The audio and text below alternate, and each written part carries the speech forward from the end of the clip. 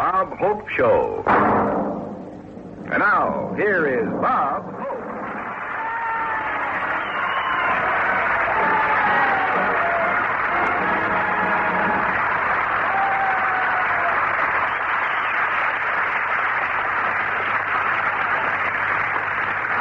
Thank you very, very much, ladies and gentlemen. Everything is no-tell. The Lifesaver Company is coming out with a new non-fattening candy. It's a hole with nothing around it. And Phil Harris finds it difficult to eat low-calorie food, so he's been doing setting-up exercises. You can find him at any bar saying, set him up. Bing Crosby bought a second-hand rowing machine to help him lose weight. He got it for a ridiculous figure.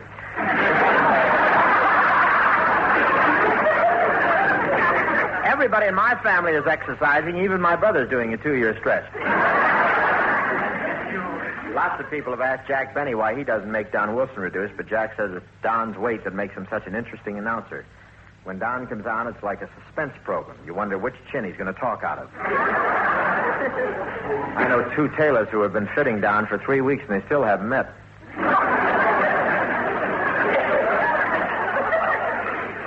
Of course, Bing has to watch his weight all the time. I won't say he was always fat. When he was born, I'd love to have had the talcum powder concession, that's all. Bing was so chubby, his mother had to jack him up to change his diaper. And he still has a spare tire to prove it. But because Bing plays so much golf, his arms are well developed, and I don't have to tell you that he does a lot of horseback riding, too. You know, I know someone who went on a diet and lost 32 pounds. Think of that, 32 pounds. Well, that's enough to start another Mickey Rooney. And Frank Sinatra really needs to put on some weight. The other night he came over to my house, and I showed him the closet and said, here, Frank, hang up your coat. He said, I can't. The moths are pulling the other way. Nobody's ever satisfied the way they are, though. Kate Smith would like to be thin. Sinatra would like to be fat. Have you ever seen Sinatra in a bathing suit? With a hair on his chest, he looks like one of Liberace's used toothbrushes.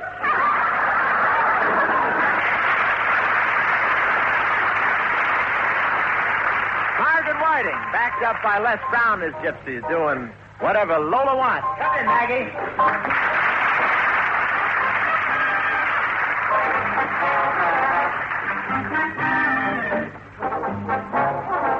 Whatever Lola wants, Lola gets. Little man, Lola wants you.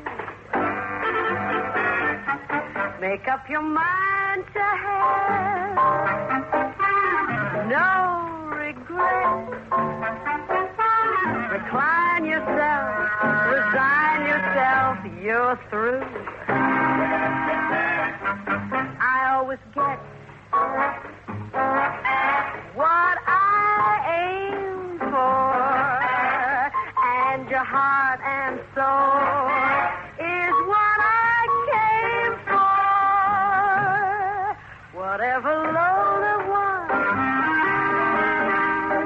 Lola gets. Take off your coat. Don't you know you can't win?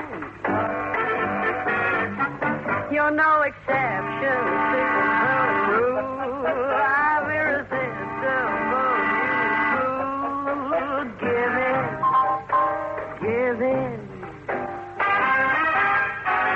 Whatever Lola wants, Lola gets a little man. Little Lola wants you. Make up your mind to have no regrets. Recline yourself, resign yourself, you're through. I always get what I aim for, and your heart and soul is what I came for. Whatever Lola wants, Lola gets. Take off your coat. Don't you know you You're no exception to the rule. I'm irresistible, you fool. Give in, give out, give in.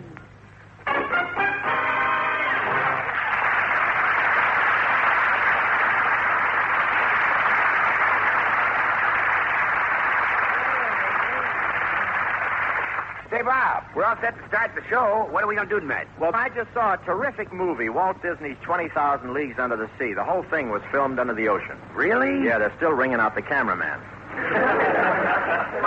But 20,000 Leagues Under the Sea is such a great story. Tonight we're going to present our version. Wonderful, Bob. There we go. Some sea music, Les.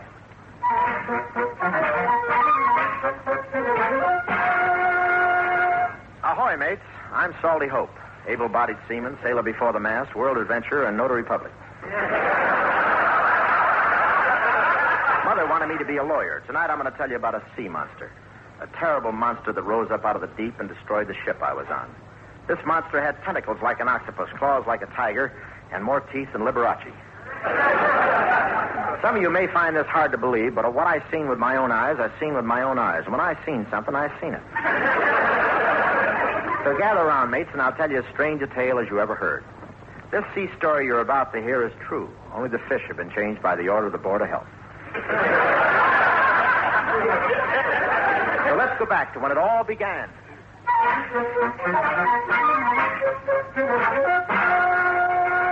San Francisco, the year is 1811 when the world's commerce was carried in sailing ships. But now the proud clipper ships are afraid to leave San Francisco Harbor, and sailors huddle in frightened groups on the dock. I tell you, lads, go out on these ships and you'll never come back. The monsters dragged 50 of them to the bottom. I'm staying on land. Me too. Well, I ain't scared. I'll sail on any ship anywhere. What's the matter, you chicken? What are you all afraid of? Afraid of a sea monster 105 feet long with scaly claws and breathing fire. Oh. Throw some water on him, boys. He fainted. Terror paralyzed San Francisco Harbor. Something had to be done. The United States Navy commissioned a gunboat to search out the monster and call for volunteers. Next man, step forward. Aye, aye, sir. Name? Salty Hope. Age? 19. I love this trip. My favorite. Rating? Able-bodied seaman and master harpooner. I see you brought your harpoon with you.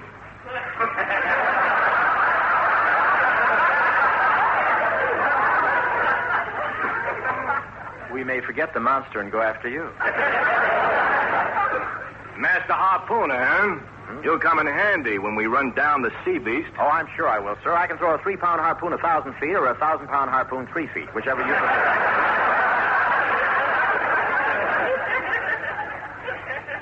You're a good harpooner, huh? Well, I don't want to brag, but they always call me to get the last olive out of the bottle. I'm warning you. You've got your work cut out for you. The sea monster's gigantic. I can handle him, sir. I'm an expert.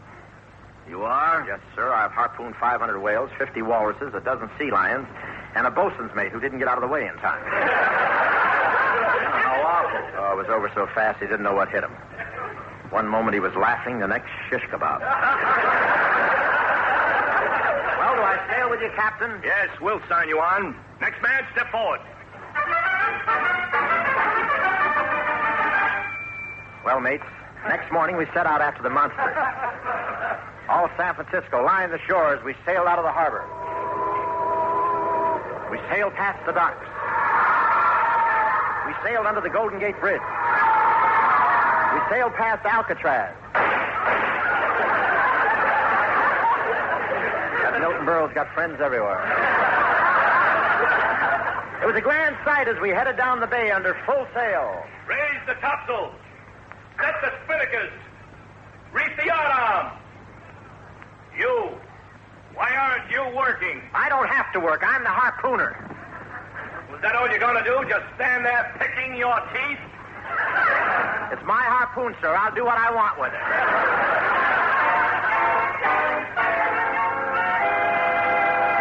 We searched for a month with no sign of the monster, and all that time the only thing we sighted was a school of porpoises, a few sticks of driftwood, and a loser from People Are Funny.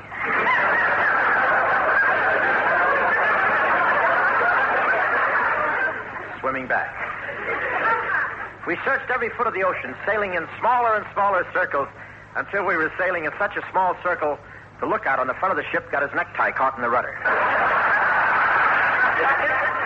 We were beginning to believe there wasn't any monster, and then one night it happened. Sail ho!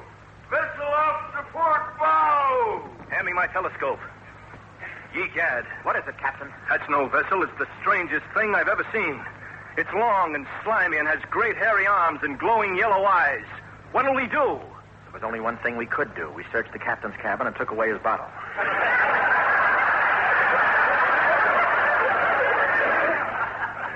Ooh, it's the sea monster. It's coming at its full speed.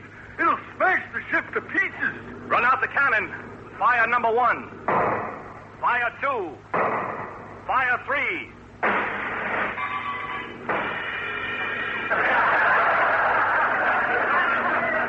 Oh, that didn't stop the monster. It's going to hit us amidship.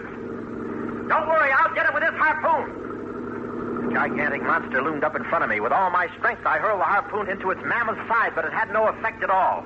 It was like sticking a toothpick in Jackie Gleason.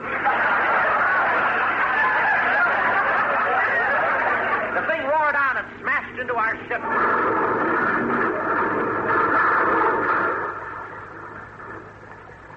The ship sank instantly. I found myself in the water and I couldn't swim. Help! Help! I'll save you. I'll help you over to that piece of driftwood. Just put your hand on my shoulder. Oh, gee, thanks. A few minutes later, I was safe on a drifting spar through a great stroke of luck. Goodbye. Goodbye. What a time to meet Florence Chadwick.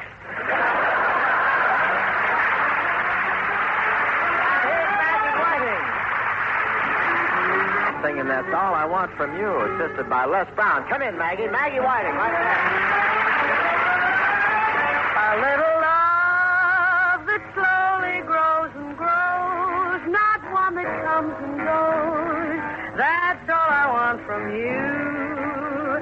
A sunny day, we both up to the sky, a kiss and no goodbye. That's all I want from you. Don't let me down, oh, show me that you care. Remember when you give, you also get your share. Don't let me down, I have no time to wait. Tomorrow may not come, dream a dream too late. A little love that slowly grows and grows, not one that comes and goes. That's all I want from you. Don't let me down, oh, show me that you care. Remember when you give, you also get your share. Don't let me down, I have no time to wait. Tomorrow may not come when dream a dream too late.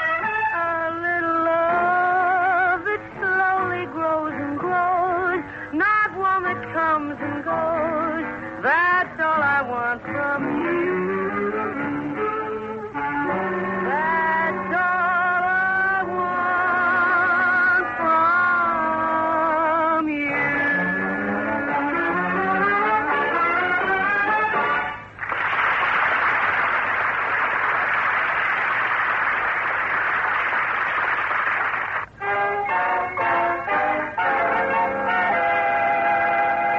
We continue our story. On the spot where the gunboat sank, there is nothing afloat but a driftwood raft. Oh, this hot sun beating down. Water. Water. Maggie, we're done for. We'll never see land again. I had a feeling he was right. The sun beat down. Waves washed over us. We broiled 1 minute, froze the next.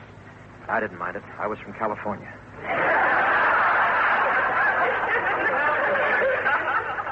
There we were. The two of us were the only survivors. The bosun's mate and me, the harpooner.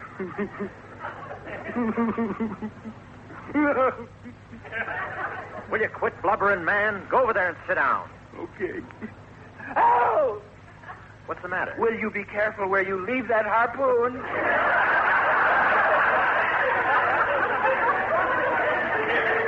Scotty, turn around and I'll pull it out. The days went by. We drifted helplessly. We had the ship's compass, but it was no good. It only pointed to north.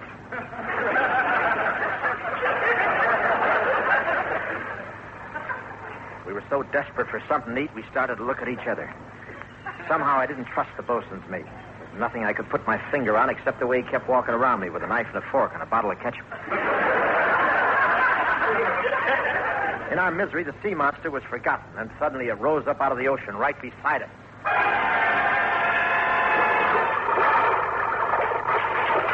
Ahoy, the roll! You men come aboard and set lively! It was not a monster at all. It was a strange undersea ship, the like of which the world had never seen before. It had portholes along its sides, a turret in the center, and two long, sharp tails. A man stood on its deck. You see this pistol in my hand? Get aboard! Not me. I'm not coming on your ship, and you can't make me. No matter what you do, you hear? You'll never get me on that ship, so there's no use of your... The last word aboard is necessity.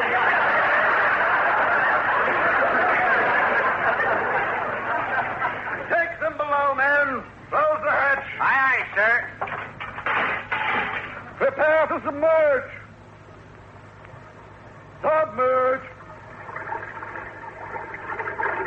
The weird craft plunged under the sea. Through the huge windows, we could see schools of fish swimming by. Great sea turtles, and on the ocean floor, strange coral formation, shells, and the guy who wrote Shaboom.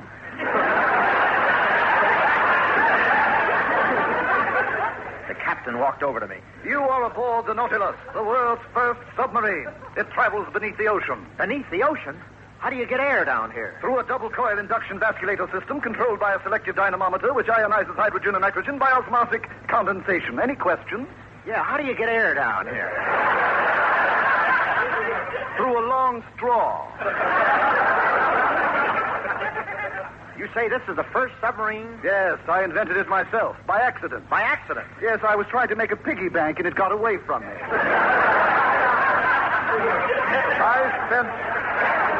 I have spent my entire fortune building this ship, and it's worth it. I live here under the sea in perfect contentment. No place has such peace and quiet. No place is so far removed from the world. Poor man, he'd never heard of Pasadena. I don't see how you stand it down here out of touch with everything. Well, I do get a little curious. What's going on in the world? Well, it's the year 1811. James Madison is president. The railroad is halfway to the Pacific, and Crosby just made another picture. Crosby? Is he still around? Yeah, he will never let go. Captain, you're not going to stay down here the rest of your life, are you? Why not? My kingdom is the sea, my friends are the fish, and the ocean is my backyard. Sounds jolly, but soggy. I'll slow down your badminton game. I know you must think I'm a madman, but I'm not. I'm not, do you hear? I'm perfectly sane. Your tonsils went that way. Down here, I'm ruler of all I survey. Standing there, the captain was a striking figure with his black beard and dark, piercing eyes. There was nothing particularly strange about his eyes, except that one was above the other. He looked as though his mother had been frightened by a traffic light. You! Why are you staring at me? I'm sorry, I was waiting for the go-ahead signal. He was very richly dressed. He wore a beautiful purple velvet robe and puffed on a hand-carved meerschaum pipe that hung loosely around his hips. After a fine dinner that evening, he showed us around the strange vessel. And this is our automatic kitchen. Even though we're 5 miles down in the ocean, we're equipped to cook 600 lobsters at one time. 600 lobsters? Why so many? You never know when people will drop in.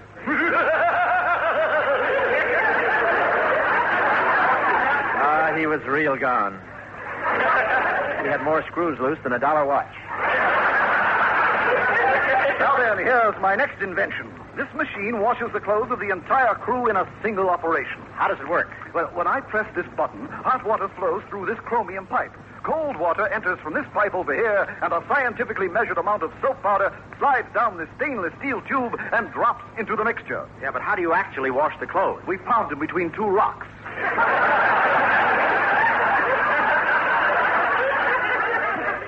Amazing. How long are you going to keep us prisoner on this submarine, Captain? I must warn you, don't try to escape. On a submarine, the slightest mishap can cause disaster. Really? To give you an example, this morning we submerged too fast while the hatch above the crew's quarters was still open. It was a terrible tragedy. What happened? We lost our ashtray. Yeah, a thing like that could stop any ship. Hold on, we'll finish our tour.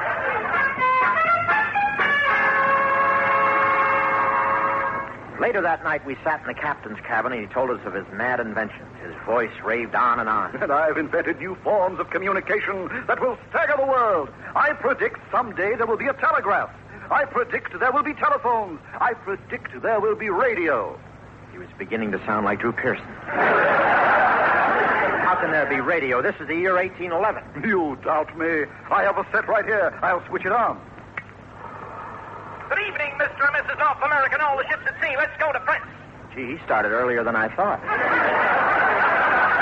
Attention, West Coast editors. Marjorie Main and Eddie Fisher have just eloped. They are now in Hong Kong. To shake off reporters, they are traveling under the name of Mr. and Mrs. Key Luke. How did he ever beat Luella to that one? And ladies and gentlemen, in case you get a call from that certain musical program, the secret song this week is Don't Go Down in the Mine Tonight, Mother. I'll bring the coal up myself. Isn't that Walter Cronkite wonderful? And in addition to radio, I have other ideas that will amaze the world. I've already invented a machine that will fly through the air. You've invented airplanes? Yes, now I'm working on something to make them practical. What's that? Stewardesses. He was nuts, but I like the way he was thinking. But I haven't told you about all of my inventions yet. I'm working on some fantastic things.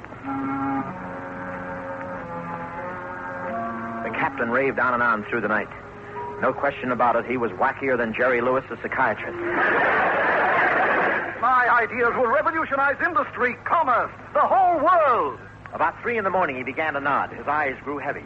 Escape was the only thought in my mind. Watching my chance, I leaped for the pistol in his belt. Ha! Now I got you. Put your hands up over your head. You fool. Give me that pistol or I'll take it away from you. Get back.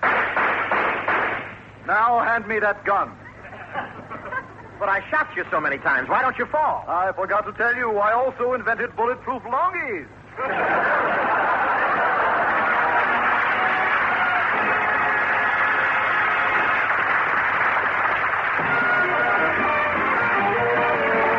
This is the United States Armed Forces Radio and Television Service.